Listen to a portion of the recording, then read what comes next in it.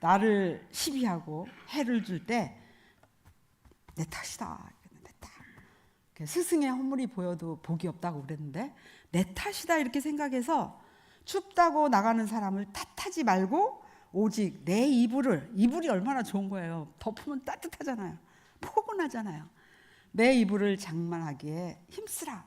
대산종사님의 법문인데 너무 좋은 거예요. 이 법문이. 이불을 장만하래. 이불을 덮어줄 수 있는 따뜻한 이불을.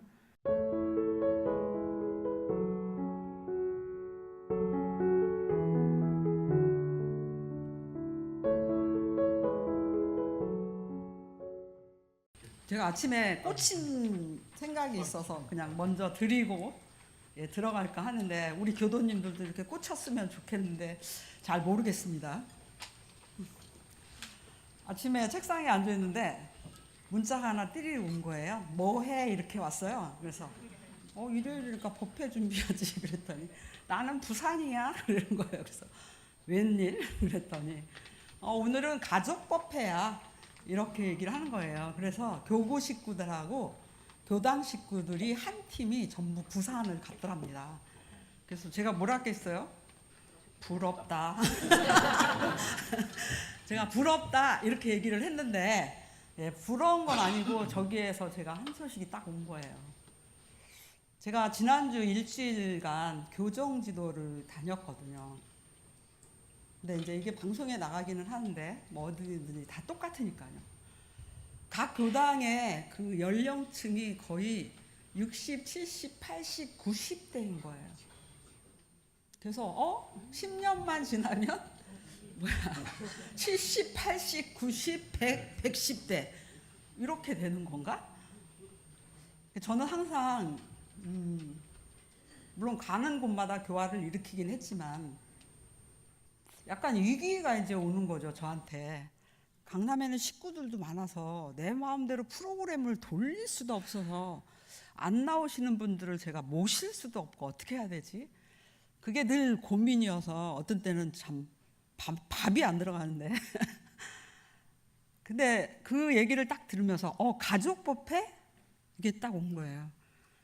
그래서 5주가 있는 날은 이제 가족법회를 보나 본데 이건 노는 법회가 아니라 정말 가족 법회가 저는 되어야 된다. 저는 이 생각이 온 거예요. 그래서 뭐 부부면 1대1로 계시면 두 분이 부부가 가족이고 싱글로 계시는 분들은 옆에 있는 도반하고 같이 모여서 하면 좋고 아니면 저도 혼자 사니까 교당에 오셔서 하시면 좋고 1년에 4번 정도가 5주가 있는데 이때라도 가족들이 함께 모여서 법회를 보는 거 괜찮지 않나? 요새는 초상도 가족들이 반대해서 잘 못 치르는 집들이 많아요. 근데 그런 거를 저희들이 프로그램 해서 가족들이 설득이 될 수 있도록 하고 인지를 할 수 있도록 해야 되는 거 아닌가? 저는 이런 생각이 들어지는 거예요. 그래서 오늘 아침에 저에게 딱 던지는 하나는 그래, 가족법회. 가족들이 함께 모여서 초등학교, 중학교, 대학교 아니면 장가 간 놈, 시집 간 사람 맨날 장가 간 놈 이렇게 엄마들이 말하더라고요. 같이 모여서 1년에 4번이라도 나는 원불교라는 걸 알리고 우리 교도님들이 뭐예요? 출가가 아닌 제가 교육자가 되어서 법회를 진행할 수 있지 않을까? 박수 안 나오나요? 요즘 박수 나와야 되는데 정말 저희가 교화를 이해한다고 하면 저는 박수가 나와야 된다고 봐요. 이렇게 계속 갈 수는 없다. 저 굉장히 강한 사람인데 제가 꼼짝 못하고 있는데 이렇게 계속 가다가는 언젠가는 바닥친다. 저는 이렇게 생각해요. 그래서 여기 계시는 우리 교도님들이 자녀교화를 많이 다 하셨겠죠. 그렇게 해서 교당과 조금이라도 아니면 원불교와 조금이라도 그것이 각인이 되어서 우리는 함께 가야지만 이 법당이 채워지지. 저는 이런 생각을 하는 거예요. 법당이 채워지는 게 중요한 게 아니라 대종사님께서 일체 중생을 제도하려고 하셨을 때 한 사람이라도 더 구원을 받지 않냐는 거죠. 많은 분들은 그러죠. 우리 교법이 너무 좋아. 정말 좋다니까. 진짜 좋아. 이런 말씀들을 하세요. 근데 나만 다녀. 근데 좋은 것은 어떻게 해요? 주고 싶잖아요. 나누고 싶잖아요. 함께 하고 싶잖아요. 어머니 모시고 왔어요? 안 모시고 왔어요? 네, 다음에 모시고 오세요. 네, 모시고 오시더라. 그래서 함께 할 수 있었으면 저는 좋겠다. 그렇지 않으면 정말 10년 후에는 우리 강남교당도 만만치 않습니다. 제가 볼 때. 제가 이렇게 인구 분포도를 다 그려놨거든요. 제 책상 위에. 교도님들의 분포도를 다 그려놨어요. 제가. 그래서 제가 후반기에는 원청단을 만날 거라고 얘기를 했거든요. 그렇지 않으면 우리는 어떻게 될 것인가. 그래서 제가 오늘 아침 가족부패에 꽂혔어요.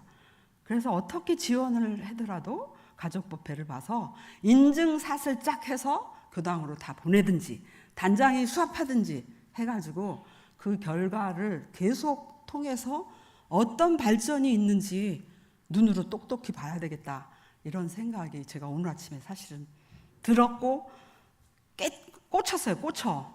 그래서 제가 하는 일에 방해가 없기를 법신부 선전에 기도를 했어요. 예, 저는 교당도 생각하지만 교단을 생각하는 가끔 그런 교무이기도 합니다. 그래서 오늘 아침에 잠시 책상에 앉아서 뭐해? 그 소리에 제가 꽂혀가지고 한번 생각을 해봤습니다. 6월 마지막 주 벌써 되었습니다. 대종사님을 정말 마음에 모시고 어떻게 보존하면서 살까 이런 생각을 했었는데 저는 6월이 굉장히 한가해서 공부를 열심히 할 수 있을 거라고 생각했는데 제가 볼 때 하루를 쉴 수 있는 공간이 없었다라는 그런 생각이 들었습니다. 정산종사께서 평생에 기쁜 일 2가지가 있다고 그랬어요. 그 하나는 이 나라에 태어나며 하나는 뭐예요? 대종사를 만납니다. 근데 대산종사께서도 그런 말씀을 하셨거든요. 대산종사께서는 많이 편찮으셨잖아요. 그래서 당신이 생사를 넘나드는 그런 경계 속에서도 3가지 기쁨으로 나는 살았다. 첫 번째는 한국에 태어나서 이 원불교 이해상을 만나며, 둘째는 뭐예요? 대종사를 만나서 영생의 스승으로 모시고 사는 그런 기쁨이 있다. 이런 말씀을 또 해주셨고, 셋째는 전무 출신을 해서 중생을 제도할 수 있는데 심신, 몸과 마음을 다 바칠 수 있는 그런 기쁨이 있다. 이런 말씀을 해주셨단 말이에요. 근데 두 성자를 제가 이렇게 모시고 있는데 대종사님 만나심이 기쁜 일이라고 하신 두 성자를 모시고 있는 나도 어떻게 해요? 기뻐야 되지. 기뻐야 되는 거예요. 기쁘시죠? 기쁘시죠? 기쁘시죠? 예. 대종사님을 모시고 있는 우리도 어떻게 해요? 기뻐야 된다는 거예요. 하루하루 사는 게 기뻐야 돼요. 왜 나를 막 뚫어지게 쳐다보세요? 안 기쁘세요? 기쁘셔야 된단 말이죠. 대종사님을 가까이서 모셨던 그런 대종사님의 첫 번째 제자가 누구세요? 명사님 왜 가만히 계셔? 아시면 말씀하시지. 오늘 본문에 나왔는데 팔산 김강선 팔사님이세요. 팔사님은 대종사님보다 연세가 더 많으세요. 12살이 더 많다 이 말이죠. 근데 대종사님을 측근해서 이렇게 모시면서 대종사님께서 일하시는데 정신육신 물질적으로 모든 것들을 다 갖다 후원을 해주신 그런 첫 제자잖아요. 그래서 의형으로 이렇게 모시고 계셨어요.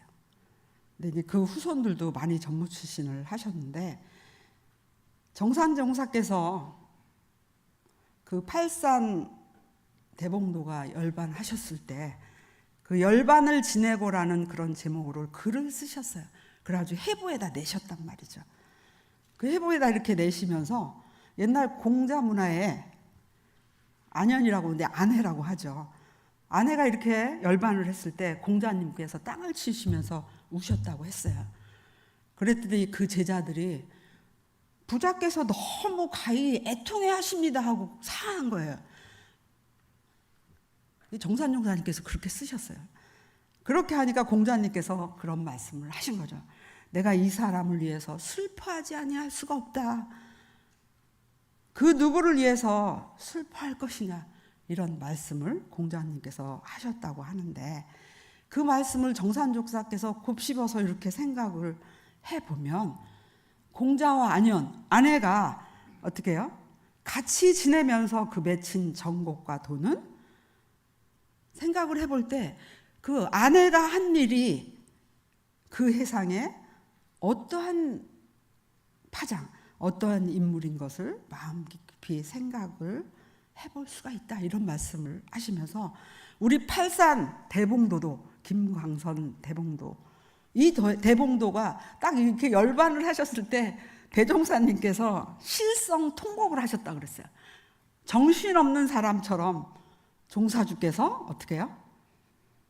정신이 이상이 생길 정도로 통곡을 하셨다 그랬거든요. 가지고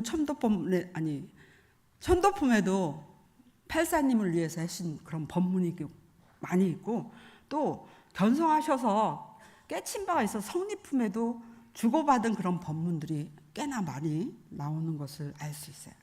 근데 대종사님께서 그렇게 통곡할 정도로 되신 그 종사주와 팔사님을 이렇게 생각해 보면, 그 두 분 사이에 맺힌 정곡과 또 팔사님이 우리 해상에 어떠한 인물인 것을 후레 사람으로도 능히 해상하리라고 믿는 바이다, 이런 말씀을 정산족사께서 그 해보 팔산 선생의 열반을 지내고라는 거기에 기록을 하셨다라는 거죠.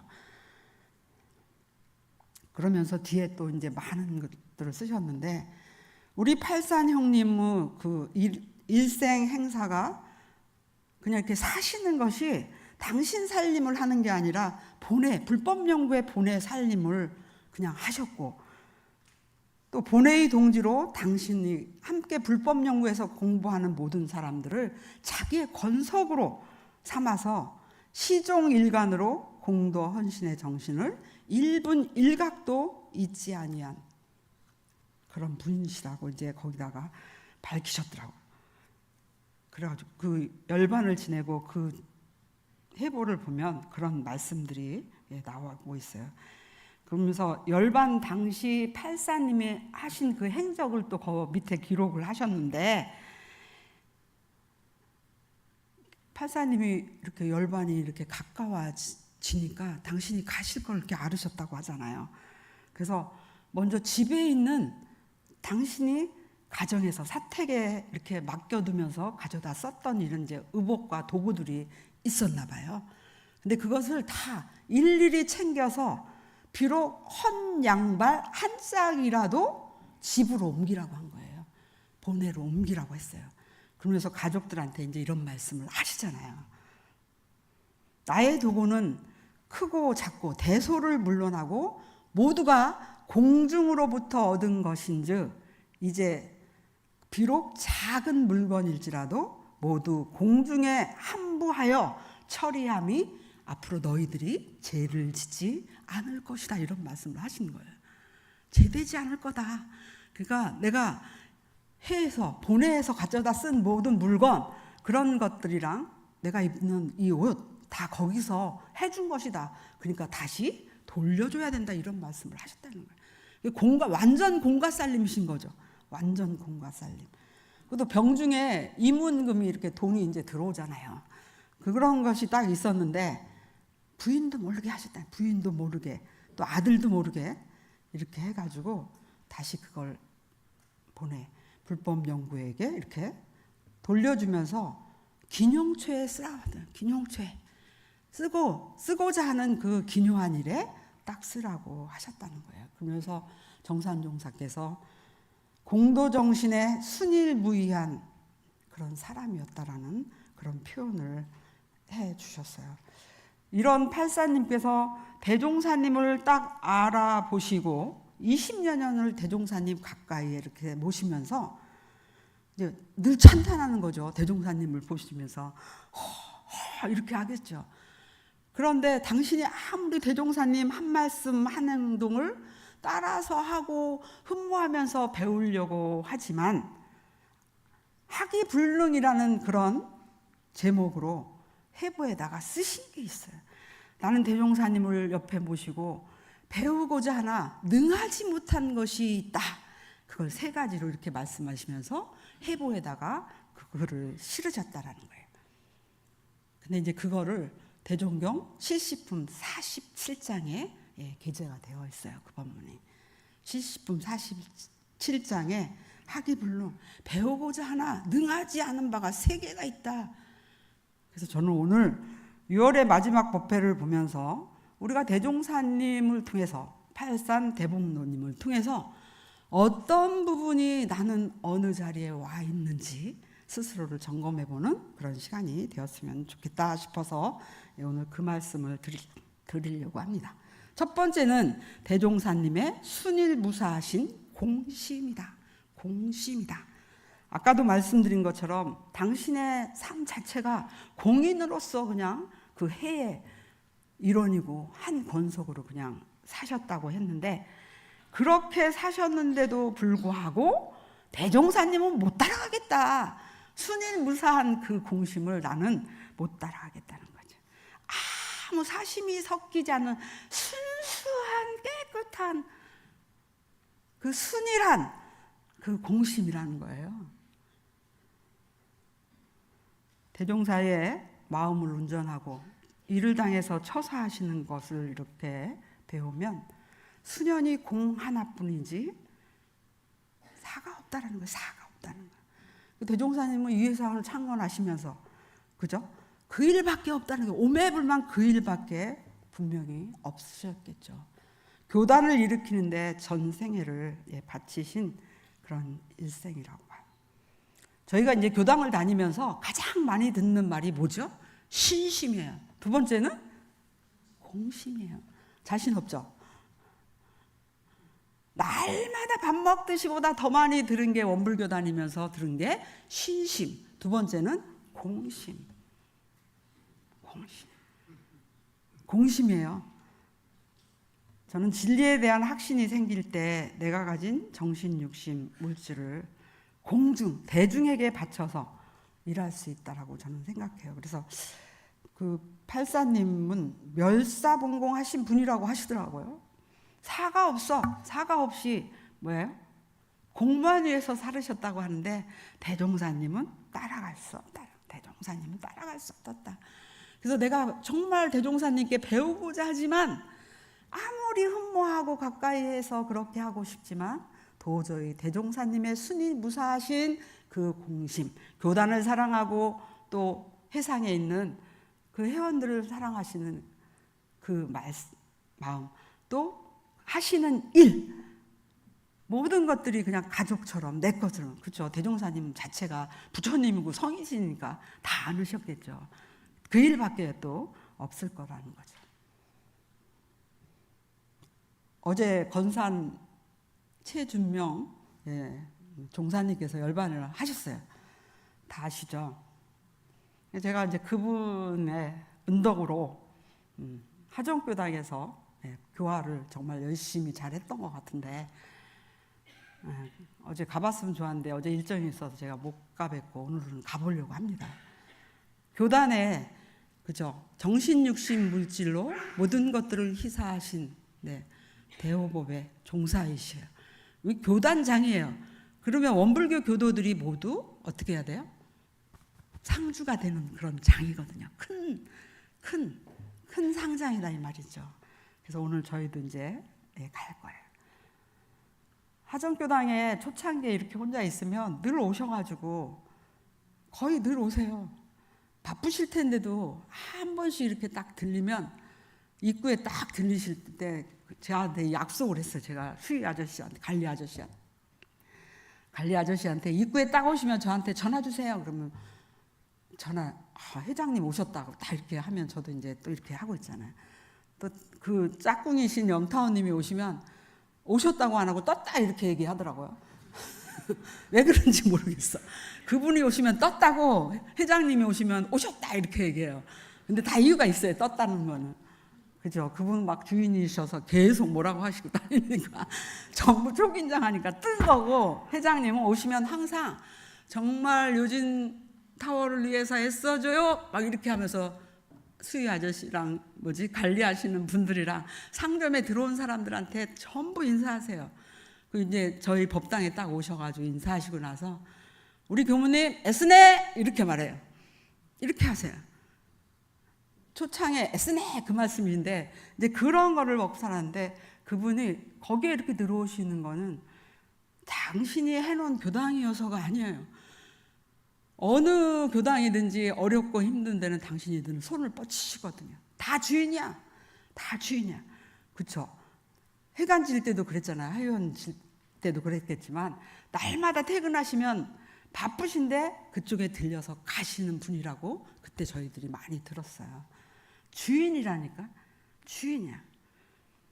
근데 이제 어제 열반을 하셨는데 또 그분하고 비슷한 분보다 더 이제 저희들이 학교 다닐 때 일찍이 들었는데, 대산 종사께서 맨날 그분만 오면 박수 쳐 이렇게 얘기하셨어요. 희산 오철한 법사님, 그분도 종사이시죠. 잘 아시죠? 네. 군산교당 교도회장님을 하셨었는데 대산 종사께서 그런 법문을 그분한테는 하셨어요.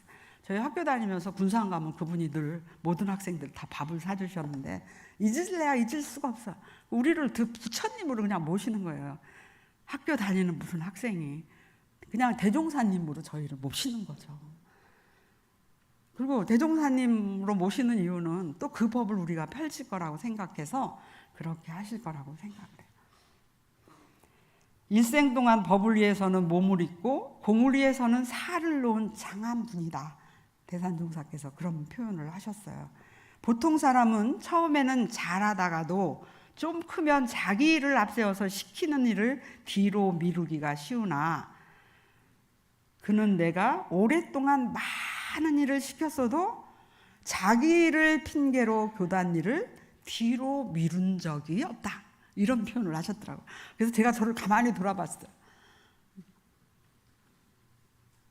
정말 나는 그런 신성이 있고 교단과 하나 되는 그런 공심이 있는가. 한번 생각을 해본 거죠. 이제 이 자리에도 많이 계시죠. 공을 위해서 일하시는 저희 교도님들이 장하게 많이 계시네요.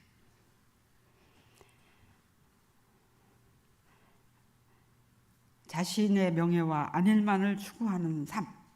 근데 성공후사가 되는가 한번 봐지고, 정말 오롯이 순수해서 사가 없는 그런 공심을 발휘하고 사는가. 아니면 피상적인 그런 공심, 머리로만. 예, 제가 강남교당에 와서 법회를 좀 많이 보고 이야기할 일이 많아서, 야, 잘못하다간 이거 입만 또 천당 가고 극락 가는 거 아닌가 생각해요. 생각으로, 아는 것으로 그쳐서 그냥 이야기 따따따 할 수가 있다라는 거죠. 그래서 제가 가끔은 저를 많이 돌아보는데, 그런 시간이 저는 출가자이고 교무이지만 많이 있을 수 있다. 애간으로 그럴싸하게 살아가는 그런 모습 있을 수 있을 것 같아서 제가 다시 한번 제 자신을 돌아보았습니다. 발사님께서도 또 형산법사님, 그 아들 형산법사님께서도 방언을 맞을 때, 뚝이 터질 때 몸으로 막으신 분들이잖아요. 이분들이 공을 위해서는 멸사라는 거예요. 멸사봉공을 하신 그런 분이에요. 요새 우리 교당에서 이제 준비하셨다고 하는데, 개동에 있는 저희들이 막 이렇게 울타리로 넘어봤던 선진들의 그런 집을 구입해 주신 분들이 또 계세요. 저는 내가 가지고 있는 정신, 육신, 물질을 내놓고 아무리 여유가 있다고 해도 섣불리 하기가 쉽지 않다. 교단을 생각하고, 나보다 교단을 더 생각하고 대종사님 교법을 더 생각하니까 그 어려운 일을 맘 놓고 마음을 내서 다 가신다, 이렇게 봅니다. 큰 진리를 깨쳐야 저는 큰 살림을 하고 교단 일을 당신 일로 앞장서서 하실 수 있다. 나와 내가 하나인 자리에서, 나와 내가 없는 그곳에서 사시는 것이 공을 위한 진짜 큰 살림을 하는 사람이라고 봅니다. 제가 이제 강남교당에 와서 많이 놀래죠. 누누이 말하지만 우리 합창단은 9시 전에 오시고, 저는 이게 물론 재미있다고 하시긴 하더라고요. 재미있다고 하셔서 그게 가능한가? 이 대중의 모임을 좀 더 하기롭게, 그런 공을 위한 그런 마음이 저는 앞섰기 때문이라고. 일요일 날 어떤 때는 막 예배 끝나고 출석 정리해 주시고 헌금금 정리해 주시는데, 어떤 때는 막 10시 넘어서도 가세요. 저는 9시 반에 자야 되니까 들어가 버리는데 어떻게 그렇게 할 수 있는가? 그렇죠. 카페장님, 또 카페에서 봉사하시는 여러분들, 방송실에서 애쓰시는 분들, 용타원님, 하타원님, 뭐 오시는 분, 본공의 사무실 지하에서 아무도 모르게 와서 일하고 가시는 그 분들, 물론 책임이기 때문에 그렇다라고 하지만, 저는 이게 공심이라고 생각을 합니다. 공심. 그거 막 저 강주에서 법회 오시고, 물론 우리 교도님들은 다 용인에서 많이 오시긴 하는데, 그 멀리에서 오셔가지고 교당 예에 참석해서 같이 공부하시는 이 모습, 저는 이것도 전부, 그렇죠. 저는 공심을 발휘하려고 하면 나를 희생하지 않고는 저는 되지 않는다라고 봅니다. 나를 희생하지 않고는 되지 않는다고 봅니다. 공심을 발휘해서 다 같이 잘 살고 모두가 다 좋게 해보자는 거잖아요. 해보자는 거. 그래서 발사님께서 말씀하신 대종사님의 순일하신 공심, 그걸 한번 오늘 법회를 통해서 6월을 보내면서 한 번 더 생각을 해봤으면 좋겠습니다. 두 번째는 시종일관하신 성의예요. 성의. 처음부터 끝까지 어떻게 해요? 하나로 꿰뚫 수 있는 그 한결같은 정성이라는 거죠. 우리 강남교당에는 무결석자 교도님들이 많이 계시다고 들었어요. 그렇죠? 한결같은 그 성의. 83 김광선 대봉도님은 당신도 잘하고 정말 교단을 위해서, 공을 위해서 이렇게 하시는데, 대종사님은 구인을 지도하실 때나 간석지를 개척하실 때나 또 회상을 열으실 그때나 그 보이시던 성의가 오랜 시월이 지나도 어떻게 해요? 전보다 오히려 더할지언정 조금도 감소함이 없다. 그래서 나는 그 부분을 정말 감탄해서 배우고자 하는데 잘 되지 않는다, 이런 말씀을 하신 거예요. 대종사님의 시종일관하신 그런 성의는 저 태양 강선과 같이 영원히 빛나는 성이다. 그죠? 한결같은 그런 늘 빛나는 그런 성이라고 봐요. 우리는 이공부 이사 원불교를 다니면서 한결같은 성의를 들이대고 있는가 한번 보자라는 거죠. 온통 바칠 수 있는 스승을 배운 이래, 교법을 만난 이래 그 즐거움이 시종 한결같으며 교단을 위하는 정성도 날로 더하고 한결같은가. 한결같으시죠. 많은 분들이 또 이런 얘기 하시더만, 교당 다니고 보니까 뭐 늘 신심이 이렇게 막 충천해야 되는데 그것이 아니라 그렇다고 하더라고요. 그런가요? 아니죠. 더 좋아지셔야 될 것 같아요. 공부에 더 법열에 차고 이렇게 되는데, 그런 말씀들을 한번 하시는데 왜 그럴까? 저는 고민을 해봤어요. 왜 그러지?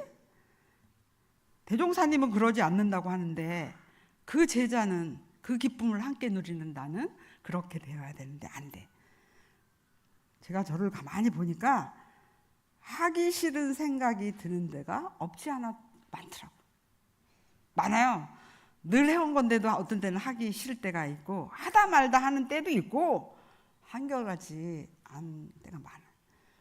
많은 사람들은 저더러 정성스럽다고 하는데 꽝이에요. 그렇지 않아요. 그렇게 보이나 보죠.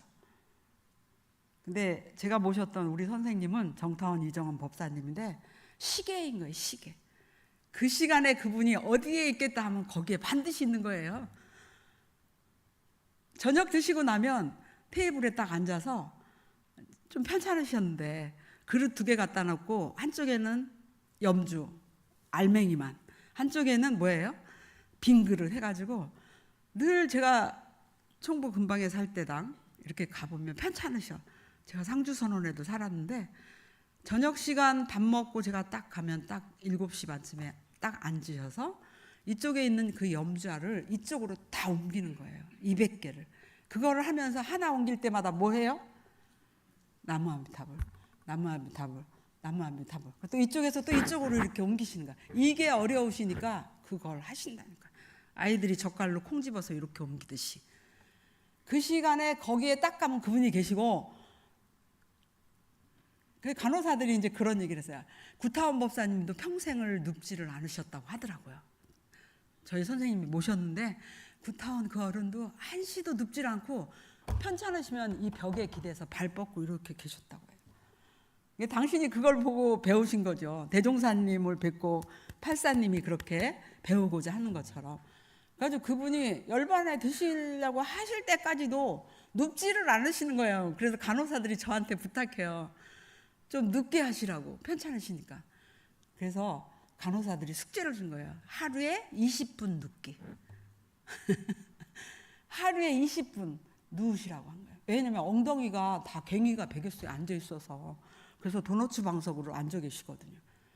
그러니까 여기에 이제 욕창이 생기니까 욕창을 못 생기게 하기 위해서 20분 어떻게 해요? 눕기를 하는 거예요.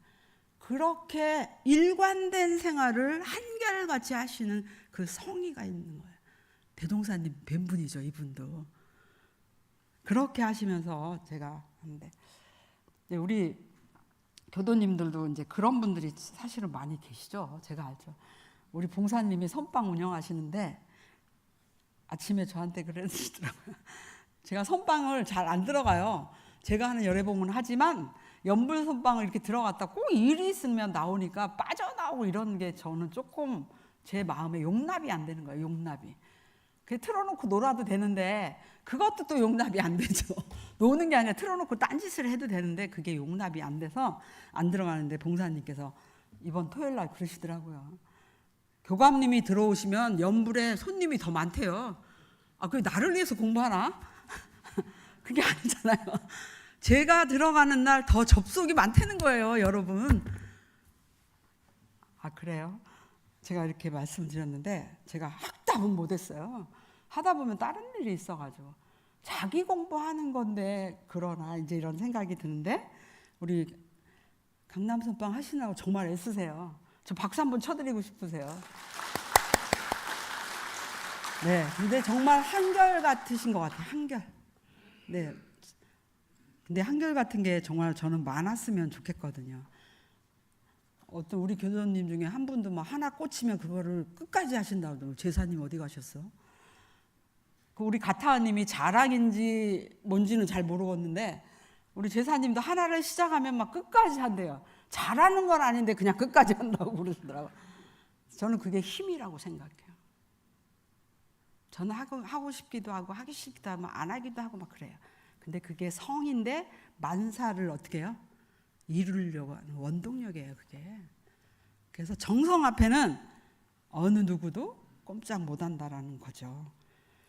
우리 교도님들께서 시종일관하는 그런 공부가 뭐가 있을까 저는 생각이 들어요. 계문 잘 지키시죠? 조속신고 잘 하시죠? 꾸준히 하시죠? 안 빼고 하시죠? 정말이시죠? 목소리가 자꾸 이렇게 들어가시면 안 되는 거예요. 우리가 진리를 알고 심과 기도를 올려서 위력을 얻으려고 하면 해야 되는 거지. 제가 이런 말씀을 드리는 건 안 하는 걸 알기 때문에 그래요.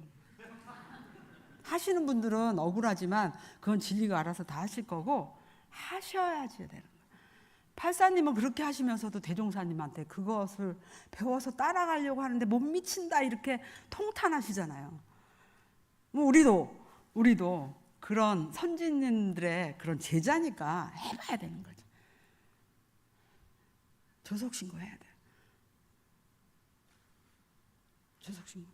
저녁신고 어떤 때는 안 올리고 잘 때 있어요. 피곤하면. 저는 5시가 아주 꽝이거든요.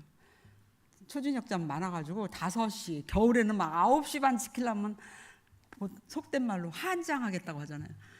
9시 반 넘기가 너무 어려운 거예요. 저녁에는. 겨울에는 5시부터 깜깜하니까 자라고. 그렇잖아요.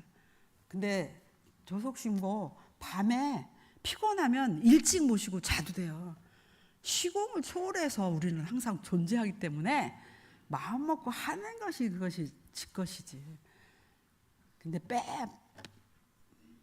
빠치지는 말라는 거죠. 놓치지는 말라는 거예요. 하나하나 공을 쌓는 그런 시간이기 때문에 선공부, 경전공부, 계문대조 잘 하시죠. 제가 항마하시는 일기장을 보면 아침에만 신고 올리고 저녁에 안 하시는 분이 가반수예요. 그러면 그 외 법사님들은 더 열심히 하시겠죠? 예, 정성스럽게 정말 내가 진리의 모습대로 살고 있느냐. 늘 비치는 저 햇살처럼, 예, 늘 키워주시는 사은의 은혜처럼 이 속에 가득 찬 그 은혜를 우리는 진리잖아요. 그 진리하고 같이 뭐예요? 그네 타기를 같이 해서 가야지 되는 거잖아요. 모든 것들을 다 살려주고 있으니까요. 그 진리가. 정산종사께서 불보살들은 전심과 후심이 한결같아서 불보살이 되었다. 근데 범부들은 처음 발신과는 달리 경계를 따라 그 마음이 흔들려 퇴보함으로 성공을 보지 못한다. 그래서 그런 말씀을 하셨죠. 그대들은 언제나 도 즐기는 마음과 공을 위하는 마음으로 전심과 후심이 한결같게 하라.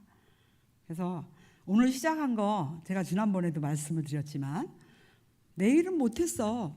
그러면 그 다음날 하시면 바로 그게 정진이라고 했어요. 아유, 어차피 찢어졌으니까 그냥 막 입어. 이게 아니라 다시 꼬매서 정결하게 입으면 새 옷이라는 거죠. 그래서 다시 그 마음을 추스려서 앞으로 나가는 게 이제 시종일관이 될 수 있는 그런 성의라는 거죠. 그래서 팔사님께서 배우고자 했던 그 시종이 일관한 그 성의를 되짚어 봤으면 좋겠습니다. 셋은 청탁병용하시는 포용이다 그래요. 포용. 이제 제가 가장 잘 못하는 것 중에 하나죠 이게. 예, 저는 이 포용을 잘 못해요. 그래서 저더러 아직도 젊어 이렇게 얘기하는데 제가 보니까 뭐 아직도 젊죠. 예, 60대가 청춘이라고 하잖아요 이제는. 예, 60대가 청춘이라고 합니다. 맑고 탁한 것을 아울러 쓰시는 열애의 자비방편으로 포용을 하는 그 신법이라는 거죠. 남을 너그럽게 감싸주거나 받아들인다는 것이 포용인데 잘 안 돼요. 저한테 잘하는 사람한테도 잘 안 되고 못하는 사람한테도 잘 안 돼.